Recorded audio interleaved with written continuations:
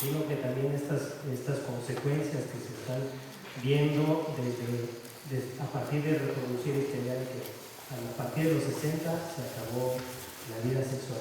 Otra es esta parte de que las mujeres tienen más, las mujeres dicen con mayor frecuencia, ahora disfruto más que antes. Los hombres lo dicen, pero no en esta cuestión física, biológica, fisiológica, sino aquellos hombres que se permiten romper con ese patrón de género y entonces se descubren en la emoción, en la sensación, en la sensibilidad, y muchos de ellos descansan. Por fin dejo de ser esta máquina sexual y puedo permitirme, y entonces desde ahí disfruto más que de joven. Y la última, que también reflexionaba de las oposiciones que los hijos pueden tener, de que mi madre viuda divorciada tenga otra pareja o viceversa el hombre. También el tema del género atraviesa muy fuerte, porque me parece en la madre está en la defensa del honor de la casa. Y en el caso del padre, cuando tiene una novia, sobre todo si es más joven, entra la defensa del patrimonio, más que nada, ¿no? Entonces, sigue atravesando este discurso de género en todos nuestros quehaceres. Son reflexiones que invitan. Totalmente. Una cosa, no sé si te puedo contestar o más bien contar cosas. En la Argentina tuvimos un tema que en algún momento hubo un llamado a hacer publicidades con adultos mayores sobre HIV. ¿Por qué? Porque se dieron cuenta que el grupo que había crecido más en contagios eran los adultos mayores, ¿no? Y que en realidad muchas veces iban de prostitutas, no se cuidaban porque pensaban que ya esa edad ya no, que ya eso no era, o que se seguían higienizando como si hubiesen tenido relaciones con, en la época de la gonorrea, tenían otras medidas, y que muchas veces las mujeres cuando volvían a tener relaciones suponían que si era un hombre serio de bien no iba a tener una enfermedad así, es decir, no entraba en el margen de posibilidades. Y esto aumentó mucho el riesgo. Hoy, por suerte, están incluyendo en las medidas, es como uno de los grupos que se lo está tomando como en consideración para la publicidad, es decir, tratar de llegar incluso a los centros de jubilados, tratar de mostrar cómo cuidarse, además porque hay un factor que lo complejiza más. La erección masculina es más lábil y el uso de preservativo va en contra de la posibilidad de la erección. Entonces, a veces esto tiene que complementarse con un Viagra para poder tener una mejor erección. Por otro lado, me decía, la segunda era la de... los hombres también tienen en realidad lo que podemos encontrar, y esto es interesante ver en los discursos, cómo están atravesados por otros órdenes, como por ejemplo género y clase social. Hay una investigación muy interesante hecha en Arica, en Chile, que muestra cómo en las clases sociales más bajas la noción de sexualidad se reduce a términos muy simples, es decir, la genitalidad es lo básico y tener hijos serían los dos elementos centrales.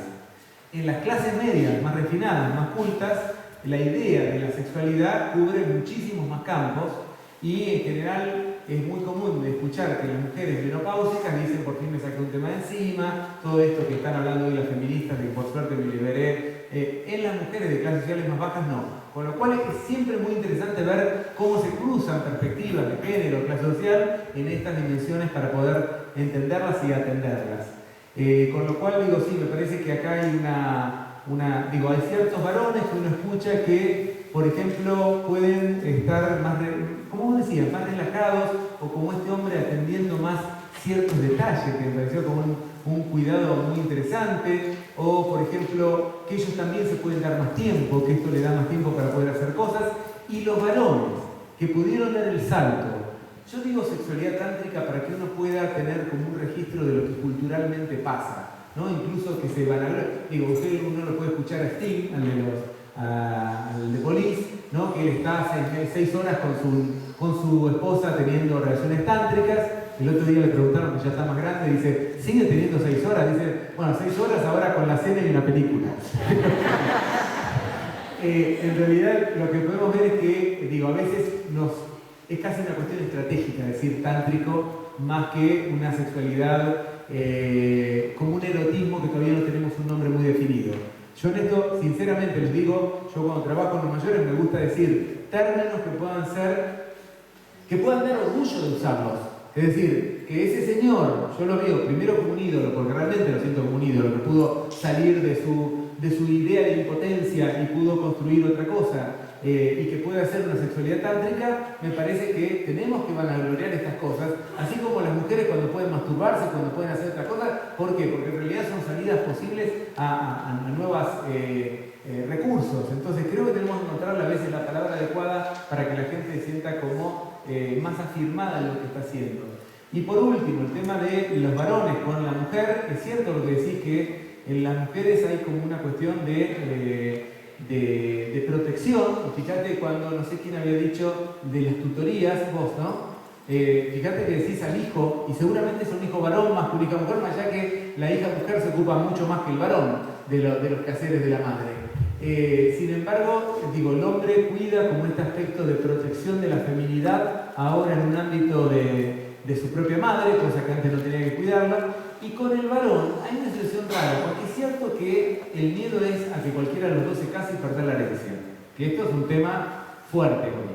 Pero por otro lado, que vaya una prostituta, que tenga relaciones, es como que sigue sosteniendo en alguna medida al macho que podemos llegar a ser. Es decir, el varón sostiene al otro macho que está un poco más caído en una idea de pura virilidad que puede seguir teniendo relaciones. Más allá de que tampoco todos los hijos llevan a los padres a tener relaciones, pero puede ser más habitual que llevar una madre. Sí, no, creo que en este tema hay unas cuestiones de género y creo que también hay muchas cuestiones en este sentido de clase social también. Hoy la limitación que tienen las clases sociales medias para tener una pareja es mucho más alta que en las clases sociales más bajas y culturalmente más bajas. Sí. Sí, antes que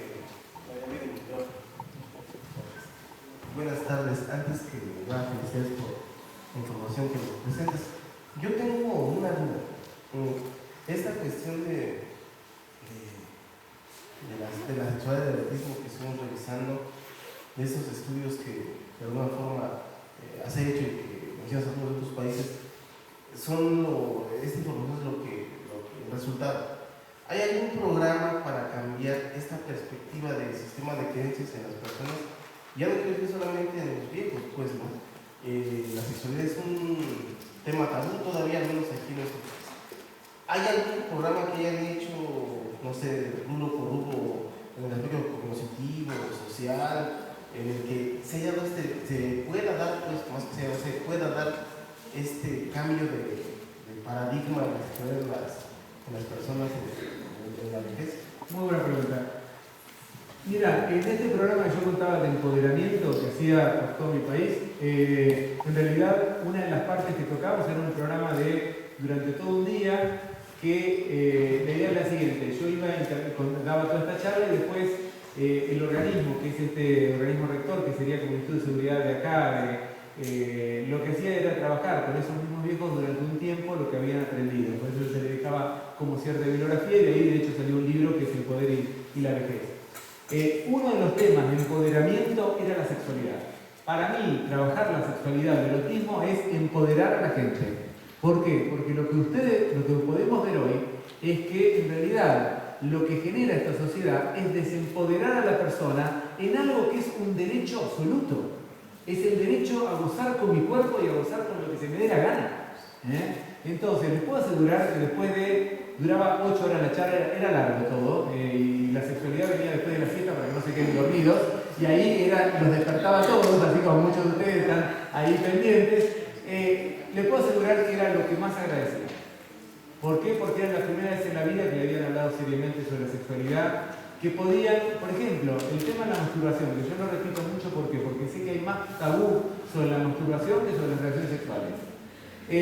Hay una investigación que es de Estados Unidos, del informe Hyde sobre mujeres, que mostró que más del 75% de las mujeres se masturban, de viejas.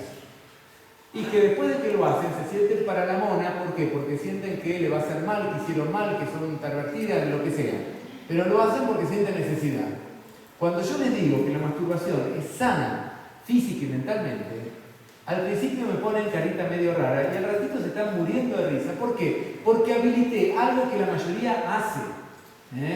Entonces, creo que en este sentido, que la persona tenga un placer tan inmediato como puede ser una masturbación, una fantasía, un sueño, digo, estas cosas que nos pasan a todos y que nos estamos reprimiendo, es absurdo, es simplemente absurdo, es decir, el arte de arruinarnos la vida, simplemente.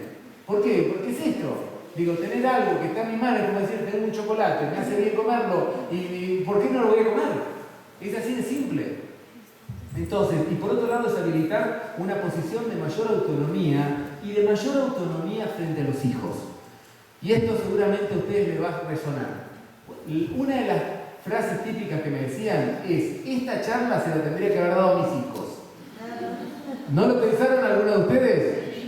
¿Por qué? Porque de alguna medida todavía no sienten que tienen el poder para poder decirle a los hijos, yo también tengo derecho a mi sexualidad. Entonces, creo que lo mejor no es que uno se lo diga, sino que ustedes se habiliten cada vez más a poder decir, yo tengo mis deseos. Y yo puedo hacer con mi vida lo que me dé la gana. Igual que lo hacen los pobres, igual que lo hace cualquiera. Y en todo caso me cuidaré de lo que haga falta y tengo la madurez suficiente para poder elegir lo que yo quiero. Así que sí, y hay otros programas. El otro día hicimos uno en Chile muy interesante, un programa de trabajo, pero era más para formadores sexuales o gente que trabaja con adultos mayores en tema de sexo. Y yo en este grupo que trabajé tanto tiempo hacía juegos muy lindos con la sexualidad. Uno de ellos era imaginar fantasías y a partir de esa, a través de una relajación imaginábamos fantasías y algunos se animaban a contarlas. Y yo siempre cuento una que me impactó porque esta señora, una señora como de 80 años, que decía que su fantasía sexual era ponerse una bikini y andar en una pasarela y que todos los hombres le digan de todo. Yo digo, qué linda fantasía, ¿por qué? Porque en realidad no le tocaban un pelo, ¿no? No se acercaban. Sin embargo, era el erotismo puro. Y en las mujeres, el sentirse admiradas, deseadas, tiene un peso enorme. Claro. Y uno dice, esto no es erotismo. Total. No pasa nada. ¿Cómo? ¿Cómo? No, nada. Ojo que nos vamos a casar. ¿Alguna cuestión más? Bueno, gente, espero que lo hayan disfrutado. Nos veremos en otro momento y con algunos buenos mañana. Hasta luego.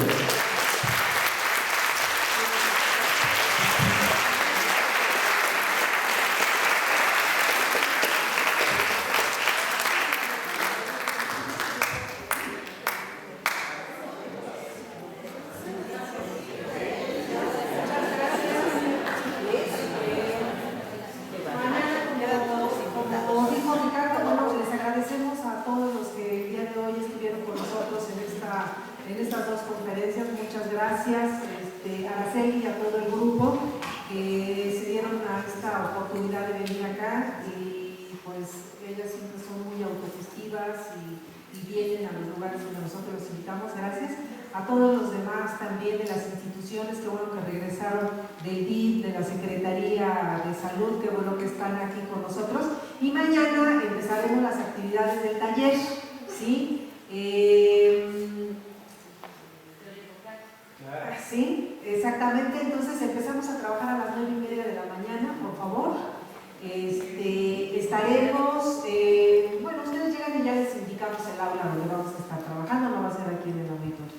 Entonces, nos vemos por aquí.